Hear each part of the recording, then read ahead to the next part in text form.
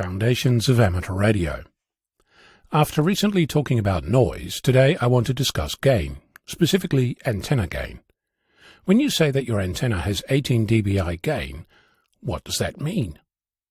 This entire discussion starts with an isotropic radiator or antenna. It's often described as the perfect antenna, but rarely is there any description on how that actually works, so I'd like to start there. Before we dig in too much, it's worth remembering that an isotropic antenna is a thought experiment. It cannot physically exist, but it's a useful tool for comparing antennas. Antennas have a physical size.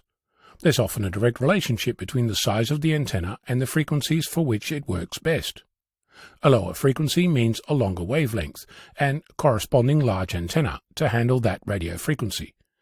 In contrast, an isotropic antenna is infinitesimally small and responds equally well for all frequencies. Similarly, unlike an actual antenna, an isotropic antenna is symmetric in all directions. That is, there's no difference between the back or the front, the top or the bottom, the left or the right. You can position an isotropic antenna in any orientation, and there's no difference. Not just no detectable difference, no actual difference. The radiation pattern is a perfect sphere. As I said, the isotropic antenna is an imaginary, let's call it ideal antenna, that's used as the base reference to measure all antennas against. When you use the word gain in relation to an antenna, you're using the unit dBi, and in doing so you're comparing the antenna against this imaginary perfect isotropic antenna. When you see that the gain of an antenna is 2.15 dBi, you're saying that this antenna performs better than the isotropic antenna and does so by 2.15 dB.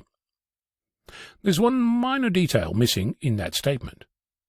The full statement, often completely overlooked, is that this antenna performs better than the isotropic antenna and does so by 2.15 dB in some directions, but not all. Said differently, antenna gain comes from distorting the ideal perfect sphere into different shapes. For example, the 2.15 dBi gain of a horizontal dipole antenna distorts into a squashed donut on its side. In other words, there are directions where a dipole radiates better and has an increased gain when compared to an isotropic antenna. But there are also directions where it radiates worse, much worse, if at all. In the case of a dipole, it receives best from the side, and worst in line with the antenna. And I'll point out that the donut is also an idealized shape, that in turn gets distorted by proximity to other objects, like the ground. Consider that a dipole has 2.15 dBi gain over an isotropic antenna. This means that for some directions the gain is increased, and for some directions it's decreased, perhaps even eliminated. In other words, in some direction the antenna amplifies the signal, and in other directions it attenuates the signal, potentially even to zero at a so-called null in an antenna radiation pattern. As I've said before, an antenna receives a combination of both wanted signal and unwanted noise. For an isotropic antenna, all signals, from any direction, both wanted and unwanted, are treated the same. This is not true for an antenna that has gain.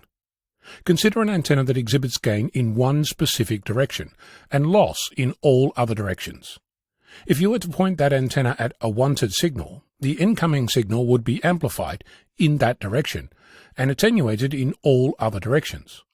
If noise comes from all directions equally, most of the noise would be attenuated, and only a little bit of noise coming from the same direction as the wanted signal is amplified. Overall, this means that the total amount of incoming noise is reduced in comparison to the wanted signal. In other words, the noise floor is reduced and the signal level is increased, making the signal more audible above the noise. This means that the impact of antenna gain is that the signal-to-noise ratio is improved for an incoming signal in comparison to local noise. Notice also that the antenna gain works in multiple ways. It serves to improve the local signal-to-noise ratio by attenuating noise and amplifying a wanted signal, but it also increases the transmitted signal that's sent towards the other station. Both affect your station's performance, but do so at different sides of the communication link. And because we're talking about two separate signals, an incoming one and an outgoing one, the optimal direction might not be the same for both. So, Now what do you think the impact might be of adding an 18 dBr Yagi to your station? I also have a supplementary question. If a commercial antenna is compared with the dipole using the dBd units, is the antenna compared to the entire radiation pattern of a dipole, and if so, at what height from what type of ground? And is that a useful comparison, or hiding the true performance of such an antenna? I'm Ono, Victor Kilo 6, Foxtrot Lima, Alpha Bravo.